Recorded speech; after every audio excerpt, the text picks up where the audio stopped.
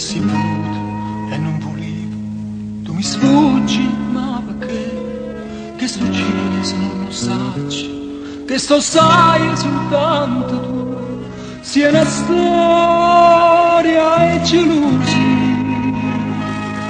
Io sono contento che sta gelosia, ma che va bene con